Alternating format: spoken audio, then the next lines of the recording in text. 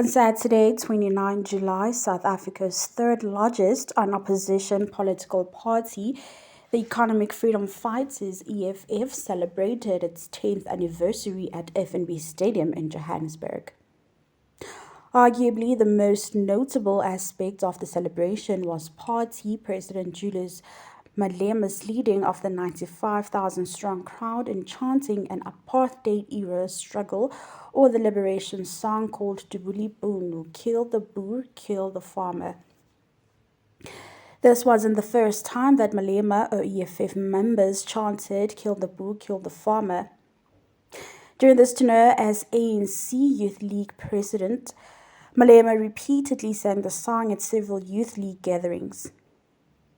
After AfriForum opened a case against Malema in the Equity Court, Judge Colin Lamont gave his verdict in 2011, finding Malema guilty of hate speech.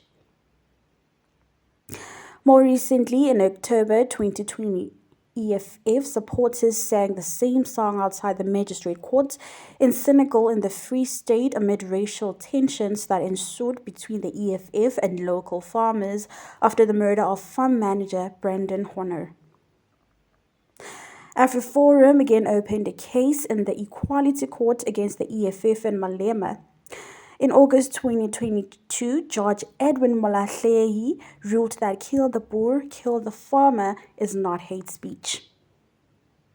Whatever the decisions of those presiding over South Africa's justice system may be, there are at least 5 reasons that every South African, including members of the EFF, should be concerned about kill the boer, kill the farmer. Greetings and welcome to BNCA Politics in Focus. I am Rethabile Mooi. Today we'll be speaking to our political commentator, Mr. Zwelenkani Mdlalose, who is also a researcher from the Wits University. We'll be discussing more about the song Kill the Boer, Kill the Farmer. Greetings, Mr. Zwelenkani Mdlalose, and welcome to BNCA. Thank you very much for having me on the show. Greetings to you and your viewers around the world. So, Mr. Mdlalose, please tell us, how would you characterize the historical significance for the song Kill the Boer, Kill the Farmer in the context for the South African history? The song is clearly significant, not as a historical remnant or as a historical artifact that we pull out of the drawers to celebrate our history. The song clearly continues to live and breathe in present-day society as a symbol of where we find ourselves in society in reference or in the context of where we come from as a society. But more importantly, where we should be going in the future together as a society. So the fact that the song is being litigated across South African courts and the fact that we're still having the conversation that we are having today about a liberation struggle song against apartheid clearly illustrates the historical significance of the song. And I think it's good. I think it's good that it continues to do the work that it's doing, and that we continue to have the political discourse that we are having around the song, since it's political discourse not really around the song, but around where we find ourselves as a society and where we'd like to go. That's what we are ultimately discussing. The song has been characterized by various groups as being racist. Some opponents claim that the song promotes hate speech. How do you assess its political or the potential impact on the social cohesion and the ongoing reconciliation efforts in South Africa?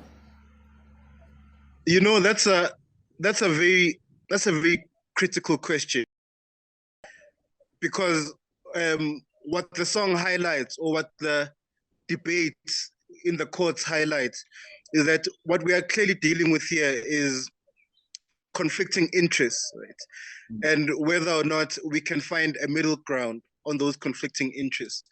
And the interests here, on the one side, the side represented by the EFF in particular, but also by people's rights to continue singing the song. On that side, the song exists to challenge the status quo, to challenge the inequalities that continue to exist in South Africa. And those inequalities are represented by well, fortunately or unfortunately, are represented by a group of people in society. And this group of people in societies are the farmers, are the landowners, right? In particular, the farmers, right? So when you look at the way land is owned in South Africa, it still continues to be disproportionately owned by specifically the boer segment of society, and more generally white society. So the song is clearly challenging that. The song continues to challenge those patterns of ownership in society, and the song represents the interests of people who want to change the inequalities of society as it currently stands. But on the other hand, then those opposing the song, those who feel like the song should no longer exist as in society, their interest, it would seem, is to continue, is to perpetuate the current systems of ownership that currently exist. Mr. Mdlalose, can you please discuss, lastly, the ethical and maybe, I don't know, if you'd be comfortable having a legal standpoint, but more ethical consideration surrounding the song user, especially considering freedom of expression versus potential harm caused by its lyrics? The song clearly represents hate speech, right? The song clearly calls for the killing of the boer, right? Whether it's conceptually or literally. By the way, the EFF being called by the AfriForum to announce that it will never call for the actual killing of the white population of the country, so that it will never do that. But nonetheless, the song is clearly hate speech, whether conceptually or otherwise, right? And the hate is against a certain population of society, being the farming population of society. Now, the courts, of course, will not want to admit this, right? The Supreme Court of Appeal will certainly not want to admit this. But what it is actually doing is it's trying to weigh the song as hate speech and determine whether, even though the song is hate speech, is it still protected as freedom of speech, right? And according to the Supreme Court of Appeal, because of the social context or the historical context in which the song emerges from, the song, even though the song clearly comes across as hate speech, because of the political, social, economic, and historical context in which the song is sung, the song should be protected as freedom of speech. Thank you, Mr. Mdlalose, for your time. And that was it from BNCA Politics in Focus. I am Rethabile Mooi.